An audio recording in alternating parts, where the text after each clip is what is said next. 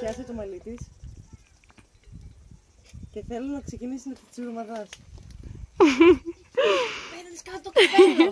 Και εσύ τώρα κουνιέσαι, Σοφία, ξέρεις όλο αυτό. Δεν κουνιέσαι, πάνε εκεί που σε πάω εγώ. Όπου σε πάει αυτή. Άσε με να σε τραβήξω τα μαλλιά. Μην βαρέσετε τα κεφάλια σας.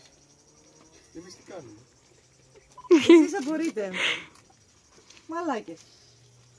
Τι γυναίκες είναι αυτές Κύκλο, που... κάνε κύκλο, κάνε κύκλο. Κύκλο. Μη βάζεις αντίσταση, Σοφία, ό,τι σου κάνει η Ελένη. Ό,τι μου κάνεις, όχι. Γουμενισιώτες, γουμενισιώτισσες, ο θείος των ονείρων επιστρέφει με μια σπαρταριστή κομμωδία. Θα σας πονέσει η κοιλιά από τα γέλια. Δεν το υποσχόμαστε αυτό. Σουτ, βρε μαγνή. Ακούσατε, ακούσατε! Ο θείος των ονείρων επιστρέφει για 2 ακόμη παραστάσεις μετά τη χθεσινή επιτυχημένη πρεμιέρα.